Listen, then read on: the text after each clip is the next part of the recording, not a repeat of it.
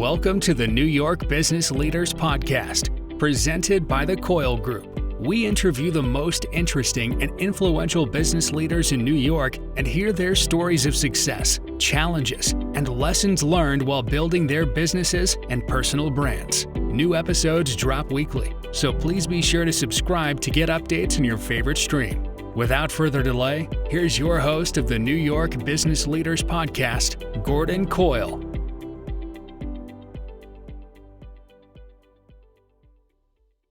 Welcome back to the New York Business Leaders Podcast. Today I welcome my friend Eric Gelb from PKF O'Conner Davies to the show. Eric is a senior managing director at the firm and focuses on the area of financial service firms, family offices, real estate developers, and several other commercial enterprises. Great conversation that you won't want to miss. Before we get on to the show, please be sure to give this a thumbs up on YouTube and a 5-star rating on the podcast platform you're listening on. I'd really appreciate that. Finally, if you have an interesting story that you'd like to tell on this show, please contact me. My email will appear in the show notes. Thanks. Now on to the show. Hey everyone, I'm Gordon Coyle. Welcome back to the New York Business Leaders Podcast. Today I'm joined by Eric Gelb of PKF O'Conner Davies. Eric and I have known each other through networking for several years. Really happy to have him here on the show. Eric, why don't you take a couple of seconds and introduce yourself and what you do? Thank you so much. I am a CPA and a senior managing director in business development at PKF O'Conner Davies. We are the 27th largest CPA firm in the United States, also in an international network. And we serve mostly private businesses and ultra high net worth families and family offices. Great, very succinct and very professional, Eric. Thank you. I know we could elaborate for a long time on that. Give anybody an opportunity to speak about themselves and just look out. There you go. I was on a networking group and we gave someone that opportunity in a 30-minute, 40-minute session in total. Someone spoke for 12 minutes. I was like, it's hard to give them the gaff, right? I was going to say, get the hook ready. So, Eric, I know that a lot of your clients are in the fund space, private equity, hedge fund, family office. So you're dealing with a lot of high net worth people, a lot of critical thinkers. What's on their minds? What's the pulse of that client group looking like? What are they talking about? What's keeping them up at night? Well, on the fund side, keep in mind, and some of your audience may be limited partners in these funds, the fund managers themselves are trying to keep up with the S&P. So if you look at that, and I don't trade, right? I'm do some outsourced CFO and transaction advisory work and client service, but you are seeing the predominance of the returns in the S&P come from the big 5, 6 tech stocks. So a lot of the other categories are sort of slowing down. So you do see in some cases people trying to chase performance. The hedge fund world with their economics with the 2% management fee and an incentive, which could be 15% or 20%, I think given the S&P's long-term strong performance, people are wondering whether they should be in there. And then that, in some cases, leads the fund managers, portfolio managers, to try to beat or match, the S&P itself. Which, if you get an ETF, the fees are a lot less. Private equity has done tremendous work, given the long time we've had low to zero interest rates. So that really, helps a business become more profitable or less losses. And in some cases, it's easier to avoid a default on debt if you have lower interest rates. So more likely you'll be able to make the payments. On the investor side, with the family offices we work with, they're a bit concerned about inflation. They're concerned, as you might gather, Gordon, about increased taxes, how that's going to all play out in Washington, D.C., whether the rates go up, and there's some talk that the capital gains tax rate will begin to equal the ordinary income tax rates, and then also what's taxed as part of that. In our firm, we are seeing clients moving to predominantly Florida. We have clients all over the United States and internationally, actually, but we are seeing people leave New York, New Jersey, Connecticut with the hopes of reducing their tax bill by going to a Florida. Some people are going to Wyoming, not quite as much. There's a few states that have zero income taxes. Mm-hmm. I mentioned earlier that I was out in Wyoming, excuse me, back in August and picked up a brochure from a real estate broker. Real estate in especially the Jackson Hole area is very, very expensive.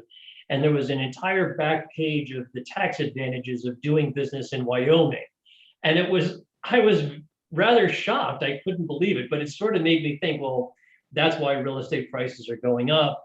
A lot of Hollywood types, very, very high net worth individuals buying these massive thousands upon thousands of acre ranches. And it's kind of disrupting the market out there. But I can imagine, based on the tax structure, that Wyoming, at least for taxes, would be attractive. I'm not sure for a lot else than that, but a friend of mine moved from New York City a few years ago, was about to have a liquidity event. So he moved from New York City to Wyoming. And I think there's no state income tax in Wyoming, as well as a handful. You have to want to live there. That's the point, yeah. Especially in the winter time. That's right. So that's right. You mentioned earlier a lot of things on the minds of, high net worth individuals and fund clients. And I'm sure that for a lot of your privately held business clients, the volatility in the marketplace, the big unknown of what the next few months is going to look like, there just seems to be a lot of uneasiness among my clients, and I'm sure yours too. What are you kind of counseling them on? What are you talking about? What else are you hearing from them with regard to volatility? Gordon, that's such a great point or great question. It seems like people are more anxious than they were before. One we talked about a minute ago was the uncertainty of the wild card, if you will, on what comes out of Washington, D.C. So that whether that happens later this year or perhaps in early 22. There is a lot of complexity if there's a mid-year change, because you would have to calculate your income and expenses and trading activity, realized gains and losses for twice, once with the old law, once with the new law. So it's a lot easier for everybody if any change that happens occurs in the beginning of the next year. We are seeing people, especially on the business side, they're concerned about inflation. They're concerned about finding employees. They're concerned about retention. I've had a number of discussions, which we talked about earlier, Gordon, that people we have some employees in our firm who've never set foot in an office. So we ship them a laptop, and now they're chained to their desk at home. So the question is, how do you build, and we have a very nice and strong culture here at PKF O'Conner Davies. So how do you build that culture? And we're taking steps on Zoom or having some outdoor meetings if people are comfortable, and different team meetings so people get integrated and feel part of the team. In our group, we had early on weekly, and then it sort of switched to every 2 weeks and then once a month. We had an hour meeting with our business unit, and basically a junior person was the MC, and they would ask personal stuff. So what are you watching on Netflix? Are you going away at all? Did you play golf? And the camaraderie and the things, I hate to say this, but the things we learned about other people who sit in the next desk sometimes was great. And then the last 10, 15 minutes was about business. So, I think doing those things are helpful. People are concerned about supply chain. We have a number of clients who import raw materials or finished goods from overseas, and how is that working? Are the costs going up on a differential basis? Can you rely on the shipping schedules? You're seeing that certainly in the automotive sector, where the chip shortage is delaying manufacturing, and people, the big autos are furloughing people and whatnot. So I think there's a general uneasiness, more than we've seen before, or in this, at least this part of the cycle, or what's next, what's ahead. Yeah, I think the supply chain is disruptive on a number of levels. I was speaking to a client of mine yesterday that does manufacturing in the Far East, probably around $200 million a year in revenue. and then distributes to a lot of big box stores. The CFO is running around with his hair on fire because he doesn't know what to expect. I think you mentioned it. You get an estimate, this good is going to be delivered on this date. You really don't have a lot of confidence that that's a real date because they've blown past these delivery dates in the past. Now you're hearing that some of those container ships out in the Pacific, they may not be empty until the middle of next summer. It's kind of startling. So that in and of itself, for anybody that's bringing in imported goods, I find to be very, very disruptive to that business's business plan today and probably for the next 12 months. They just don't know what to expect. I think that actually brings me to something I wanted to mention before. So it's difficult to plan if you don't know the tax law, okay, or what's ahead. And we're seeing that changing a bit, the way private equity deals, M&A activity is being done with earnouts or holdbacks, escrow deposits, right? But what you can do, whether you work with your advisors or yourself, is organize your records. So figure out in the overall what you want to do. Do you want to retire? Do you want to have cultivate the next generation of leaders in your company? Can you do things to create a more sustainable structure? So, of course, we're all talking about ESG and sustainability today, but in particular on this, Gordon, what I'm suggesting is that the best way to get value for your company, whether you keep it or you sell it or sell part of it, is actually to have systems that can function without you. So it's very important to analyze that. We see a lot of smaller businesses and privately held businesses that are really thrive based on this couple of founders and the senior people. So sometimes when you get down a few levels into the organization, that robustness, if you will, that broad thinking, that entrepreneurial bent doesn't exist. So if you could analyze your business, your key drivers, maybe some KPIs, which is accounting measures or ratios called key performance indicators. And if you can get your arms around that, and one of the things we recommend in our transaction advisory practice, which I'm in, is if you ultimately want to sell, so it's like selling anything else. If you want to sell your business at some point or be prepared to, what would the potential universe of buyers want? So is that higher ratios? Is that more working capital? Is it a stronger customer list? Is it a diversified business? Do you have too high a concentration on the supplier side, which Gordon ties into what you were talking about regarding the supply chain and resource constraints, or on the customer side? We have some online independent sellers who sell over 90% of their product through the Amazon channel. So what happens if they get kicked out? Or Amazon has we have a number of clients in that space. Amazon has very stringent rules about shipping, on time, defects, quantity, packaging requirements. So they can, they just opened their new warehouse in the greater Louisville, Kentucky area. So, they have very stringent requirements. So if you miss and you ultimately get fined or kicked out, what happens to your business? What do you need to do with that? Is there business interruption insurance or some other kinds of things you could address? The other thing people ask us, Gordon, should I sell assets now? Are taxes going to increase in 2022? I wish I knew, but it's hard to tell absent some real directive out of Washington. But what is important, regardless of tax law, is figuring out what are your business objectives? What's your P&L? Are you making money? Do you need to make more money? Can you cut some expenses? Can you increase cash flow? Should you create a bit of a rainy day fund? I had worked for over 10 years at Citibank and JP Morgan Chase, and we were always looking at companies and encouraging them to look at their lines of credit. Do they have access to capital? Should they borrow some of that money? There's always a risk that those lines get canceled. So you want to keep in touch and meet with the bankers, see what's going on, keep them apprised. When I was in banking, we always appreciated when clients came to us in good times and bad ahead of them so we could react up front and try to work something out if needed.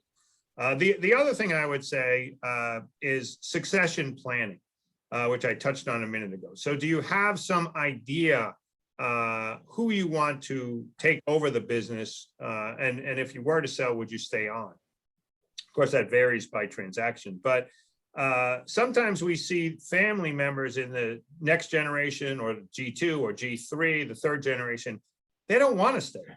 They'd like to do something else, whether that's philanthropic or embark on another type of career. So I think having these thoughts and then discussions in an open, candid way with your advisors, with yourselves, and then with your advisors really could bring some interesting questions and potential answers to light now in advance of that. And then if tax law is enacted towards the end of the year, we're sort of already seeing a bit of a scramble now, and we're only in October, but middle of October.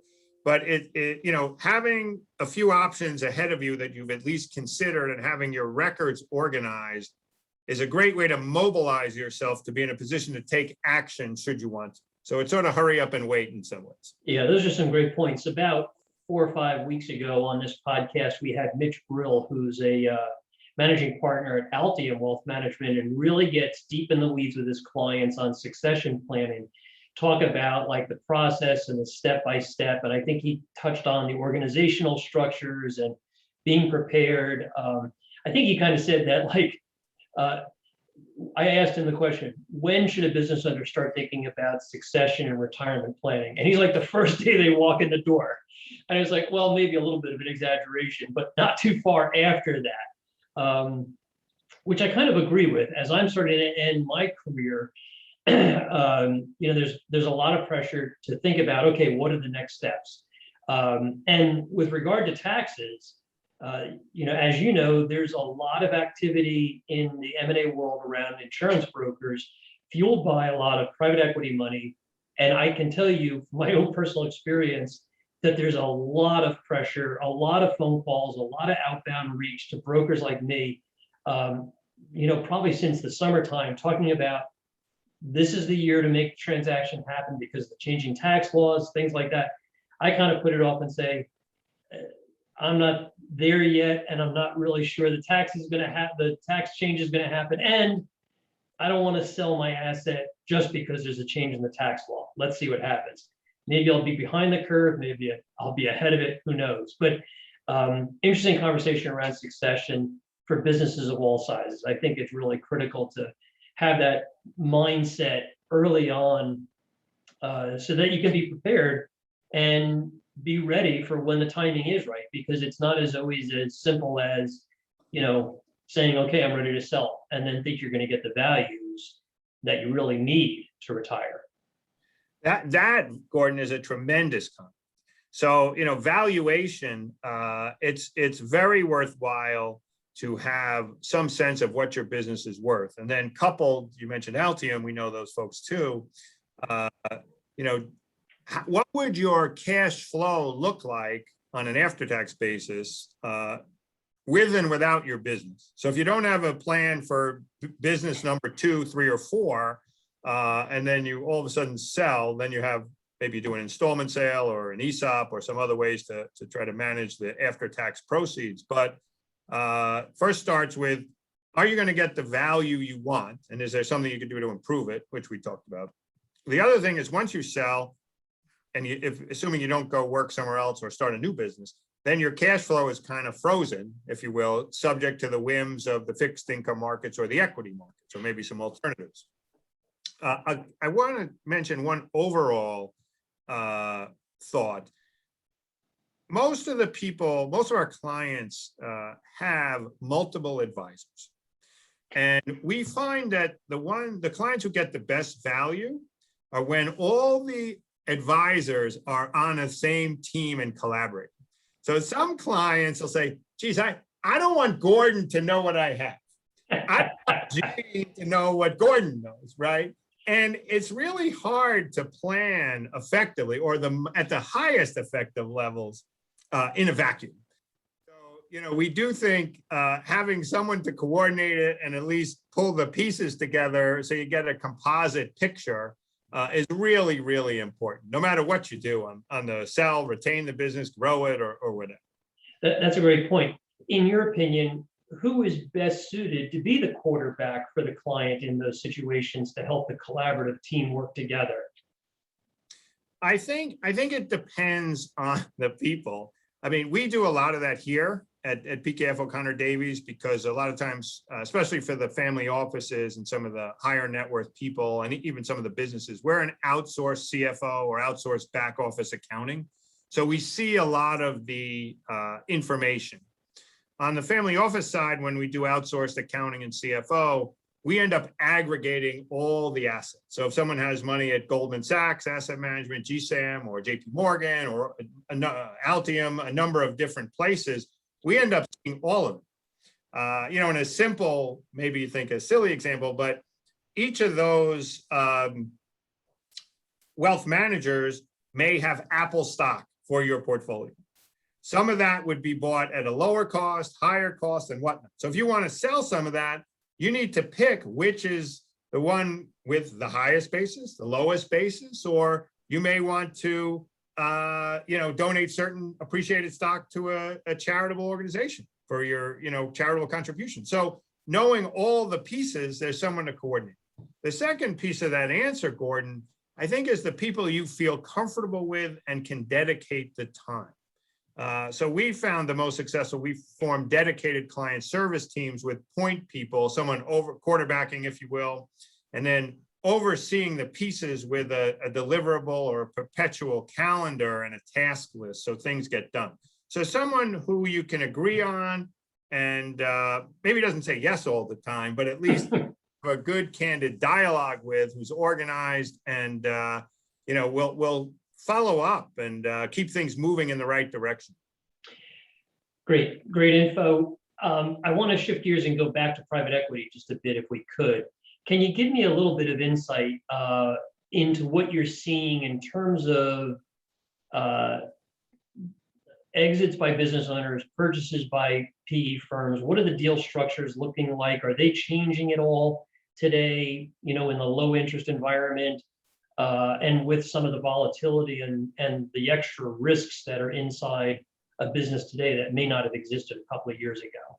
Sure, absolutely. So first, remember this, private equity or private equity fund is a business.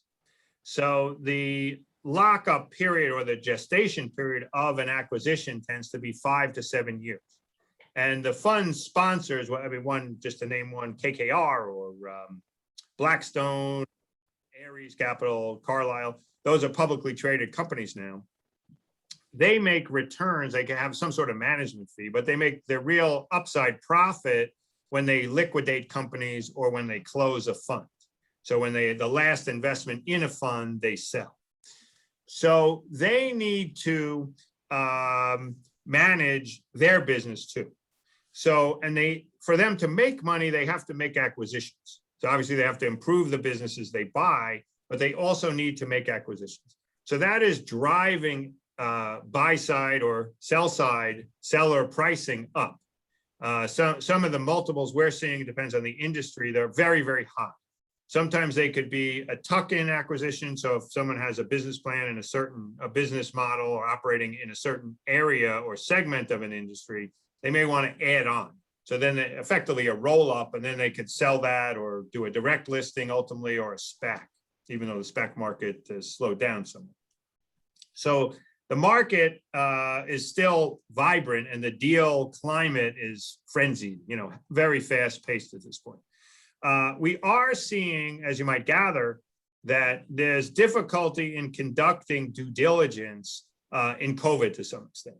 A lot of the clients, the PE funds we serve, they like to go have dinner with people. They like to walk through the offices, and sort of a picture is worth 1,000 words. So you really do get to see things when you walk through the offices. So I think that has not happened nearly as much in the pandemic. I also think that it's harder to forecast up or down. How is your business going to be operating in the new environment, and then hopefully this pandemic fully vanishes at this point. But what does that mean? So if you have a mission critical business, or for example, the home testing business, home personal healthcare testing, that's probably skyrocketed. Or businesses in telehealth, is that going? So are you going to revert to that or whatnot? Someone happened to mention to me the other day that Simon Properties Group, their business seems to be up. So people left the malls for dead. Now maybe they're coming back. People are social beings, so they want to be out and about, have cocktails and whatnot, a meal. So what's going to happen? So what you are seeing is earnouts and bonuses and more money in escrow. So some people are they're setting levels of sales and profitability in some of these acquisitions. So base case, better case, and stretch case. So they will have some of the sellers' money either tied up in some carry-on or follow-on equity in the new enterprise, or just some cash bonuses or extra payouts tied to the realization of those agreed upon milestones. We're also seeing a little bit more scrutiny. We do a lot of transaction advisory work around quality of earnings. So that's normalized earnings. So the common example, if you haven't looked at that before, is if I want to sell a business, I might want to beef up revenues in 2020 and kick expenses down into 2022. So you make the profitability look better. So you are seeing more and more analysis on that on both a buy side and a sell side. And we're seeing more business owners who are engaging us to do sell side quality of earnings as a stamp of approval that someone else looked at the books and records so that they're clean.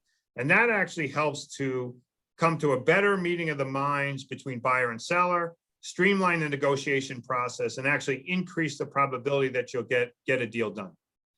I would also imagine that helps kind of even out the highs and lows within a book. Right. Yeah. Along the same terms, can we touch on improving profitability? Whether a business owner is looking to sell or not looking to sell, what are the key things, the top 3 or 4 things that you would talk to a client about around improving profitability these days? Well, one on the revenue side, are there more customers you could get? Can you sell more to your existing customer base? Can you increase your prices at all? Can you get your customers to buy more frequency, more regularly? There's happen to be reading about this computer chip company, Microchip, I think it's called. And they were saying that they have a preferred customer program or PSP is their preferred supplier program there on their end. And for people who sign up for orders 24 months out, they're giving preferential treatment. So that'll really help you hopefully lock in prices or get increased prices and better manage because you know where your cash flow is coming from. And then the other one is increased order size. And then on the other side, you have to see whether you are subject to risk on supply chain and actually just access, not only transportation, which you mentioned before, Gordon, but also getting the quantities you need when you need them. I was in Trader Joe's over the weekend. There was a number of shelves that were empty. Of course, they were in the potato chip area, which I really didn't think was a gift. But, so the question is, if you don't have items and, it's hard to have your revenue, right? Unless it's pre-order. So I think those things, and then continually look at expenses. A simple analysis is budget versus actual, or a variance analysis. What you expected to happen, did it happen? Can you find other supply sources? Is there another way to do things? Is there another way to procure things or package things? We had one client who, believe it or not, still ships books, hardbound books. And they realized someone in their company got the idea to go to the post office, and they realized if they trimmed the book size by about 1/4 inch all the way around, they could qualify for a much lower postage rate. Interesting. An idea out of nowhere, and they save like 10% on the delivery, so things like that. Which is huge in that business. Huge, huge. One of our clients, they have a like a bonus program, a new idea bonus program, and pretty much anyone who entered or gave an idea that they'd give them something, whether it was $5 or a Starbucks gift card, or ranging the one who had that postage idea, they got a nice bonus, right?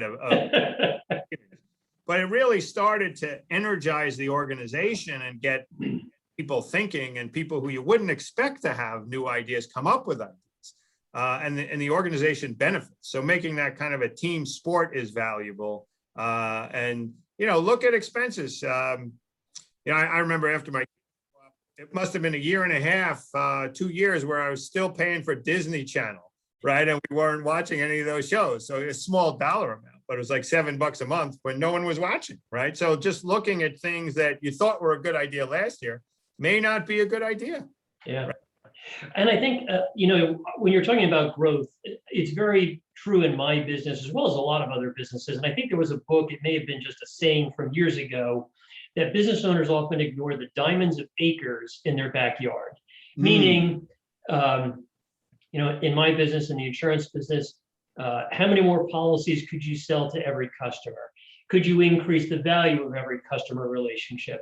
And it's true of every business. And I think everybody needs to every once in a while take a step back and say, okay, my normal channel of inbound business, or the way I get business, or the way I grow is this. But are there could be 4, 5, 6, 7 other ways to grow the value of your business, to grow the income, to grow sales, to grow the value of every customer. And I guess that's a question is who is the person that should be reminding business owners that there are acres of diamonds in their backyard every once in a while? I would imagine that, a good CPA like yourself probably tells their client, hey, have you ever thought about this? Have you ever thought about that? Have what are you doing in this area? We like to do that all the time. We were talking to someone who just signed up with us for new corporate tax services. And Jerry said, well, are you going to call me every quarter with new ideas? We said, yeah. However, you need to be proactive, right? So before you are making a transaction, or if you want to see what's going on with the other clients we serve, without all the while maintaining confidentiality, of course, but, best practices. And I had lunch with one client who's a registered investment advisor a couple of weeks ago, and he was trying to process some billing. He bought a book of business, and they send out 100 invoices every month because that's what the legacy they did. So he wanted to keep doing it. And he said, my staff isn't really comfortable. The person who was going to do it, it wasn't sure. And I said, well, what you probably need to do is an audit program, a little process program. So first you do this, you got envelopes, you got postage, you make sure the person's address is, you get a window envelope and whatnot, right? And like, oh, maybe that's the problem, right? So, given someone who handles a number of clients, and that's what I find interesting about my role at the firm, actually, because I talk to a lot of people every day. So, and we have 1,000 professionals now, so including people in London. And it's interesting because you can get a lot of inputs, and, having a meeting or buying someone lunch every so say, hey, can we get together, is a great way to kick some ideas around, see what's going on. It's often what I say is the uninitiated who bring up the ideas, or they ask the best questions because they don't know any better.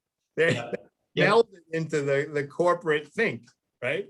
And I think that's one of the things I enjoy about my work is that I work with dozens of different kinds of businesses, from financial services to manufacturers to contractors to restaurants, every kind of business you can imagine. And everybody's got a different way of doing things. So I can transport ideas that maybe one client has talked to me about to another client and give them a perspective that maybe they've never thought about before. And that's one of the great things I just love about the work that I do, working with different kinds of clients. Totally. I mean, what's old to some groups might be brand new to a new customer base. Yep. A program you did 5 years ago that has been dormant or non-existent now might be phenomenal. Earlier in my career, I was with Citibank for about 10 years. And I was in equipment leasing. So I did a lot of financing for Dow Chemical and DuPont. There was a Charlie who ran the chemicals industry group, and he was a quarterback. So, and he was a phenomenal customer client service. And when I came to PKF O'Conner Davies, I said, let's implement that system. So we actually encourage people to call us just to chat up and see what's going on. So taking that model from Citibank, which is huge, and bringing it to a more micro level has been very well received with clients. So, the whole point, I think, especially today in a texting world, electronic, email or Zoom, having that connection and forming those personal relationships and the dialogue with an open communication, I think, especially in like you're in, or CPAs or wealth advisors or attorneys, the professional services area, I think that's really a way to learn what your clients need. And that has to do with building a relationship and finding out, having dialogue and having people feel comfortable talking freely. Yeah, for sure. Eric, I want to be respectful of your time. It's been a great conversation, but before we go, is there anything else that you'd like to kind of kick into the conversation that maybe we didn't cover that you did want to talk about today? No, just the world keeps changing fast. So keep getting new inputs and learning and growing. That's a good advice. So Eric, thank you very much for joining the show today. Really enjoyed the conversation. Super to have you on. Good to see you. I mean, Eric and I have known each other for several years, and because of the pandemic, and he's been traveling between the coasts every once in a while, so I don't get to see him at all. It was great to catch up a bit before our actual recorded conversation, and I look forward to seeing you in the next week or so. That would be great. Thank you so much, and thanks for sharing some ideas. Great. So everyone, I'm Gordon Coyle, host of the New York Business Leaders Podcast. If you have an interesting story, as interesting as Eric's, and you'd like to share it on this podcast, give me a call or drop me an email. I'll have Eric's contact info as well as mine in the show notes. So if you want to reach out to either of us, that would be great. Until next time, take care. Be well.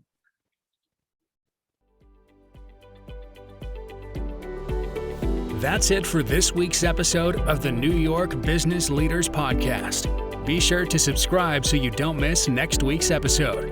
In the meantime, find more interviews and resources at nybusinessleaders.com.